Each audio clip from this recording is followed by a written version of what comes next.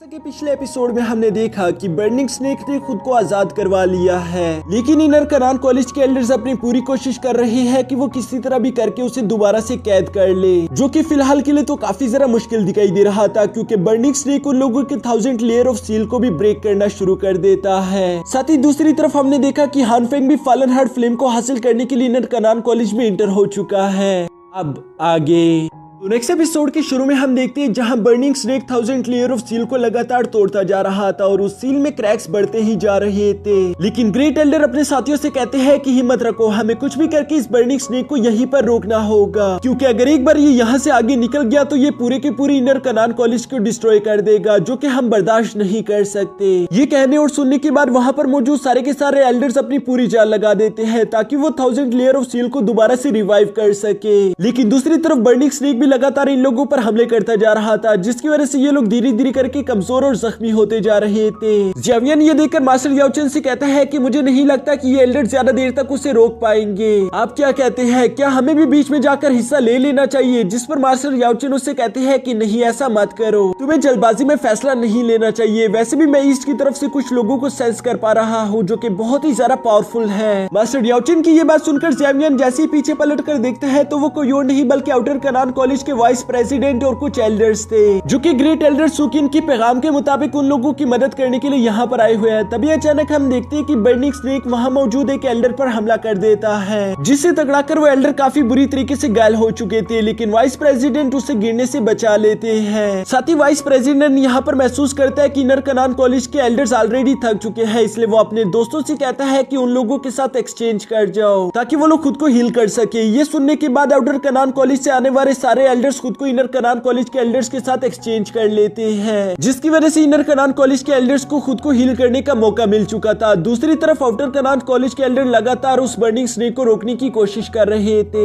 लिजव ये देखकर सवाल करता है कि क्या ये एल्डर उस बर्निंग स्नेक को रोक पाएंगे, जिस पर टैंक कहता है कि हाँ, मुझे पूरा यकीन है, क्योंकि जब तक ग्रेट एल्डर सुकिन इन लोगों के साथ मौजूद है ये लोग किसी भी बीस्ट को आसानी के साथ कैद कर सकते हैं। ये बात हमें नहीं भूलनी चाहिए कि ग्रेट एल्डर ऑलरेडी डोजोंग लेवल पर मौजूद है, जो कि एक बहुत ही ज्यादा भरोसेमंद होता है। यहाँ पर ये सारी बातें तो चल ही रही थी, जबकि दूसरी तरफ ज़ावियन भी इस सिचुएशन को काफी ज्यादा गौर से देख रहा था। तभी अचानक वहाँ पर कुछ अजीब होता है। बर्निंग स्नेक ने काफी ज्यादा कोशिशें करने के बाद आखिरकार हार मान ली थी। वो बहुत ही ज्यादा शांत होकर आराम से जाकर बीच में खड़ा हो जाता है, जो देखकर ज़ावियन काफी ज्यादा हैरान हो गया था। इवन कि वहाँ पर मौजूद एल्डर्स भी काफी ज्यादा हैरान दिखाई दे रहे थे, जिस पर ज़ावियन अपने मास्टर याओचेन से सवाल करता है कि आखिर ये बर्निंग स्नेक क्यों हमला नहीं कर रहा, जिस पर मास्टर याओचेन उसे बताते हैं कि बर्निंग स्नेक को इस बात का अंदाजा हो गया कि वो चाहे जितनी मर्जी कोशिश कर ले वो इस सील को नहीं तोड़ पाएगा, इसलिए बेहतर नहीं कि वो अपनी एनर्जी लगातार जाया करता रहे, बल्कि वो आराम से बैठकर अपनी एनर्जी को दोबारा से रिवाइव कर सकता है। जबकि दूसरी तरफ बाकी एल्डर्स लगातार इस सील को ज्यादा देर तक रोक नहीं पाएंगे, क्योंकि ये सील काफी ज्यादा एनर्जी गेन करती है। आउटर कनान कॉलेज के वाइस प्रेसिडेंट भी यहाँ ग्रेट एल्डर से कहते हैं कि ये बिल्कुल भी ठीक नहीं हो रहा, उसने तो हमला करना बंद कर दिया,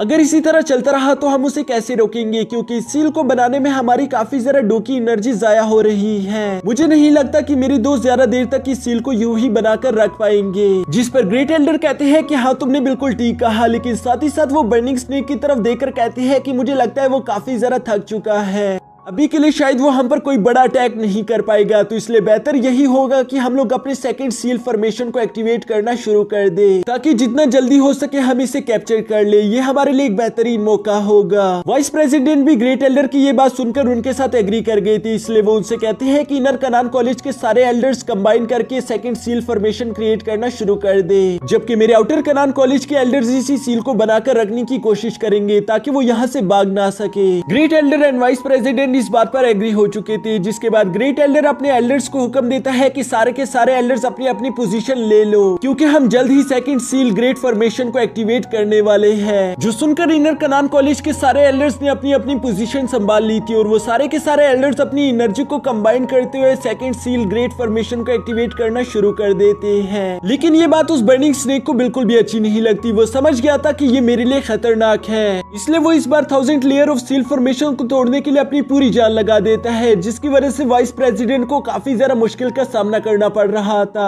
पर वो अपने दोस्तों के साथ हिम्मत दिखाते हुए हार नहीं मान रहे थे। साथ ही साथ वो यहाँ पर ग्रेट एल्डर से कहते हैं कि जल्दी करो, मुझे नहीं लगता कि हम ज्यादा देर तक उसे यूं ही रोक पाएंगे। ये सुनकर ग्रेट एल्डर जवाब देते हैं कि हाँ, हम अपनी पूरी कोशिश कर रहे हैं। यहाँ ये सीन काफी ज्यादा इंटेंस हो गया था, क्योंकि नीचे बर्निंग स्नेक लगातार कोशिश करते हुए फर्स्ट लेयर ऑफ सील को तोड़ने की कोशिश कर रहा था, जबकि ऊपर की तरफ ग्रेट एल्डर अपने साथियों के साथ मिलकर ग्रेट सील फॉर्मेशन को एक्टिवेट करने की कोशिश कर रहे थे, जो कि धीरे धीरे करके बड़े से बॉल के आकार का बनता जा रहा था। कुछ ही देर में हम लोग देख पाते हैं कि बर्निंग स्नेक ने 1000 लेयर ऑफ सील फॉर्मेशन को बहुत ही बुरी तरीके से डैमेज कर दिया था। उसमें बुरी तरीके से क्रैक्स आ चुके थे, यानी कि वो सील अब बस मुश्किल से एक और हमले को झेल पाएगी। साथ ही साथ हम देखते हैं कि ऊपर ग्रेट एल्डर ने भी अपने फॉर्मेशन को ऑलमोस्ट कंप्लीट कर लिया था। यहाँ नीचे बर्निंग स्नेक अपने सबसे ज्यादा पावरफुल अटैक को रेडी करते हुए उस सील को तोड़ने के लिए आगे बढ़ता ही जा रहा था। ये देखकर ग्रेट एल्डर भी अपनी सेकंड लेयर सील फॉर्मेशन को उठाकर उस बर्निंग स्नेक पर दे मारते हैं, जिसका प्रेशर बहुत ज्यादा हाई था। वो उस बर्निंग स्नेक को लेकर सीधा स्काई बर्निंग टावर पर जाकर टकरा जाता है और इसी वजह से वहां पर एक बहुत बड़ा एनर्जी ब्लास्ट भी हो गया था, जो कि दूर दूर से सब लोग महसूस कर पा रहे थे। लेकिन इसकी वजह से हम देखते हैं कि ग्रेट एल्डर ने आखिरकार बर्निंग स्नेक को दोबारा से स्काई बर्निंग टावर में कैद कर लिया है, जो करने के बाद हम देखते हैं कि वहां पर मौजूद हर एक एल्डर अपनी थोड़ी थोड़ी एनर्जी लगाकर स्काई बर्निंग टावर के आसपास एक और सील क्रिएट कर देता है, जिसकी वजह से वहां चारों तरफ शांति हो चुकी थी। ये देखकर वहां पर मौजूद सारे के सारे डेसिबल बहुत ज्यादा खुश हो गए थे। वो लोग कहते हैं कि आखिरकार ग्रेट एल्डर ने कर दिखाया। जिया भी कहती है कि हाँ, मानना पड़ेगा कि इस बुढ़ाऊ में अभी भी काफी ज्यादा हिम्मत है। लेकिन दूसरी तरफ ज़ावियन को ये बात अच्छी नहीं लग रही थी। वो फिक्रमंद हो रहा था कि अब मैं फॉलन हार्ट फ्लेम को कैसे हासिल करूंगा, जिस पर मास्टर याओचेन उसे कहते हैं कि तुम्हें फिक्र नहीं करनी चाहिए, क्योंकि ये लोग चाहे जितनी मर्जी कोशिश कर ले, फॉलन हार्ट फ्लेम को ये लोग इतनी आसानी के साथ दोबारा कैद नहीं कर सकते। पर अभी के लिए मैं उसे भी एक बहुत बड़ी प्रॉब्लम को महसूस कर पा रहा हूँ, जो कि सीधा यहीं पर आ रही है। ग्रेट एल्डर सुकिन भी उस खतरे को महसूस कर लेता है, इसलिए वो पीछे की तरफ मुड़ते हुए कहता है कि आखिर तुम लोग कौन हो और क्या तुम लोगों को मालूम नहीं कि यहाँ पर आना मना है। तभी पीछे बादलों से हान फेंग और उसके साथी निकलकर बाहर आ जाते हैं, जो कहते हैं कि मुझे मालूम था कि यहाँ पर फॉलन हार्ट फ्लेम है। मैं ये बात देखकर काफी ज्यादा सरप्राइज हो गया कि एल्डर सुकिन तुम अभी भी इतने सारा पावरफुल हो कि तुम फॉलन हार्ट फ्लेम को काबू कर पाओ। यहाँ ये सारी बातें कहते हुए हान फेंग सीधा अपने साथियों के साथ आकर ग्रेट एल्डर के सामने खड़ा हो गया था, जहाँ ग्रेट एल्डर हान फेंग को देखकर काफी ज्यादा शौक दिखाई दे रहे थे। उनके पास कहने के लिए कोई बात नहीं थी, लेकिन इससे भी बड़ा दचका तो यहाँ पर मास्टर याओचेन को लगता है, जो कि ज़ावियन ने भी महसूस कर लिया था। इसलिए